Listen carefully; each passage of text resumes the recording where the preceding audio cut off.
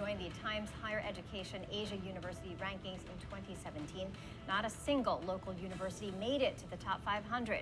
These rankings, published by the UK-based Times Higher Education, or the THE, are one of the most respected benchmarks of academic excellence in the world. They evaluate universities across 5 core areas: teaching, research environment, research quality, international outlook, and industry engagement. This year, Ateneo de Manila University and the University of the Philippines tied for the country's highest placement in the 501 to 600 bracket. De La Salle University, Mapui University, and the University of Santo Tomas joined Mindanao State University's Iligan Institute of Technology, or MSU-IIT, in the 601 plus group. But even as others slipped, MSU-IIT entered the rankings for the very first time, a rare feat for a regional state university. Joining us now is MSU-IIT Chancellor, Professor Alizedney Ditucalan, to talk about what this means for Mindanao and for Philippine higher education as a whole. Chancellor, good morning and welcome to the show. Thank you very much, Mikey, for having me. And congratulations, your first time ever in the THE Asia rankings. What does this recognition mean for your school as an institution, and what does it mean for higher education in the Philippines as a whole? Okay, well, definitely this recognition, Mikey, is a great achievement for the university. It affirms that MSU-IIT is now in the league of the best university in the world, research-intensive university. This also, I think, a realizations of our internationalization mantra, which is leading Mindanao to the world. Now, I think we can say that MSU-IIT is also leading Philippines to the world. But I think it's more importantly, allow me to highlight that I think this is a powerful message for democratizations of quality higher educations. They don't have to go to Metro Manila to be able to access world-class educations. And yeah, I think, for those in the South, you're right there for them. And I think they should inspire other regional universities, really with the right, I think with the right strategy and support. We can actually bring more universities in the Times Higher Education. Did you set out to achieve this goal, Chancellor Ditucalan? This is a deliberate goal, I must say, Mikey. When I was elected as Chancellor of MSU-IIT way back in 2022, it's really part of the plan. I really had a conversation. So we started doing a strong advocacy for the faculty, really to publish so that we'll be able to breach the required criteria for the ranking. Times Higher Education, they're big on research. Yes, and that's correct. That was what you focused on to put yourself on the map, so to speak.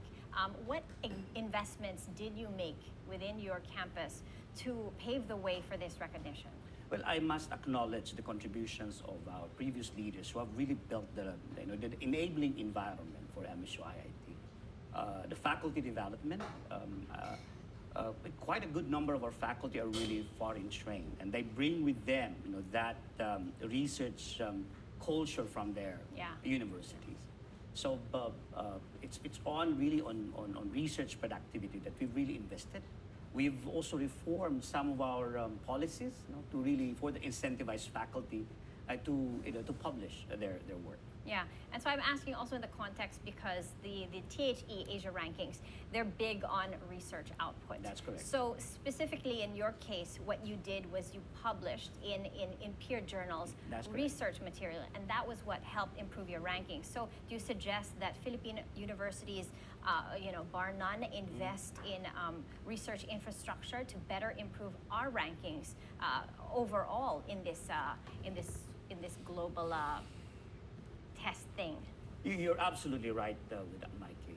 In fact, if we really try to frame universities, it should really be doing a lot of research, because a university should be creating new knowledge, and you create new knowledge through research.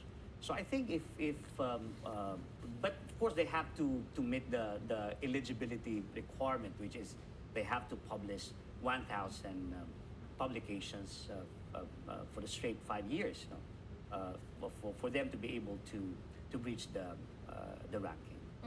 Research is great, but a problem that we have here in the Philippines is the skills gap between what's taught and what employers, what industries need. What would you say is the state of education in the Philippines, and are we meeting the needs of industries and employers specifically? Well, I think the Education Committee, Congressional Committee, did publish the report of the status of our educations, and I think it's a sad reality that our education is in crisis. Yeah. And I think one of those things that we need to address is really the gaps, the gaps of theories and practice. So Right. we really have to revisit our curriculum, because I think one of the major challenges of our programs are they are really because the research is curriculum great loaded. because it helps increase our standing in these global rankings. But however, we also need to make sure that the research that we embark on, that we invest so much time in, is also practicable and will lead to future That's employment correct, within that's the correct, Philippines. That's correct. Okay, how would you, I mean, we'll talk about higher education only. How would you describe the state of higher education in the Philippines today? Well, I think if we compare our higher educations with our neighbors, I think we are actually, I mean, to be honest, we are lagging behind. The fact that there are only 6 universities in the ranking shows really the status of our higher education. And not only that, Chancellor Ditucalan, no Filipino university made it to the top 500 correct. in this year's rankings. So how would you describe the state of higher education in the country today, and what do we need to do? We have a new head of CHED. We have CHED Commissioner Shirley Agrupis, and we've got new lawmakers. What would you like to see from them so we can improve higher education in the Philippines? Well, I think there is no substitute to providing really the right support for educations, invest in educations. We need to put more funding to educations. That's the way forward. And I'm confident with the new chair of the commission, knowing that she was a former president of Mariano Marcos State University. I think she understands the needs of university. What are the biggest structural barriers that universities in the Philippines face today? But I think, well, of course, Apart from funding. well, of course, we need also to revisit some of our policies. The policies of the Commission on Higher Education. We have to be more innovative, I think. There's also need to strengthen the academia and industry collaborations. We really need our industry to be investing on research, provide funding for universities to conduct research. I think these are important pillars for us to be able to compete globally, Mikey. Any specific asks? What would you like to see within the first 100 days of our new CHED Commissioner Agrupis and the new lawmakers and the old ones too? Okay, of course, one, I think they have to sit down and revisit some of the policies in CHED that really needs to be revisited. Allow more flexibility for our universities. What are the policies that need to be revisited? Well, I Chancellor? think we are quite so stringent, for example, in the evaluations of universities to be given a certificate of program compliance. I think we have to migrate to a more of a principle-based policy of evaluations. I am also hopeful with our lawmakers to now, I think, to provide more funding to our universities and to our educational institutions. Okay, what excites you most about this new chapter for MSU-IIT now that you've made it to the Asia rankings of THE? Well, aside from we are of course we are happy that we made it, but it's Mikey, this is also a huge responsibility. The moment that you're already on top, I think sustaining that is a major challenge and further improving that. Because I think MSU-IIT now serves as an ambassador of Philippine higher education in general, and we really wanted to showcase to the world the kind of educations we have. Because I do believe in the talents of Filipino, Mikey. With the Tell right us support. about the skill sets and the best things about your school. Where are you strongest? What are the courses that you provide? What's in demand now? And how do you see the course curriculum changing over the next 5 to 10 years? Oh, well, if based on the THE subject ranking, we're number 1 in physical sciences. This is physics, chemistry, Environmental science.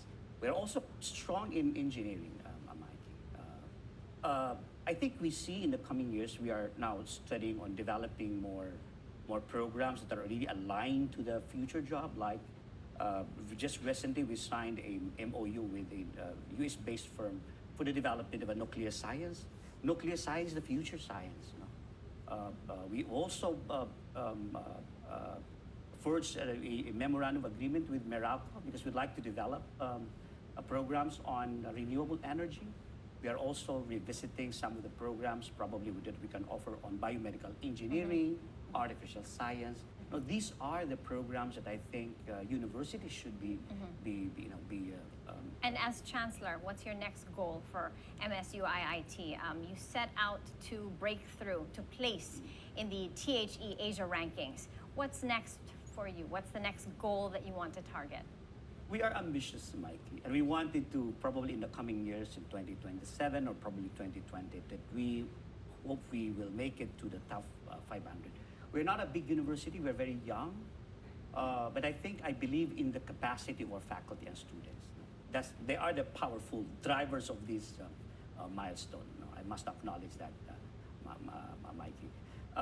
And we are now focusing on improving our research quality. We are also strengthening some of our initiatives for our technology transfer and commercialization, because we also need to improve our research environment for us to be able to really rise up in the rankings. All right, well, all the best to you, Thank Chancellor you. Ditucalan, and congratulations again on the breakthrough in the THE Asia rankings. All right, we're taking a short break. Business 360 will be right back.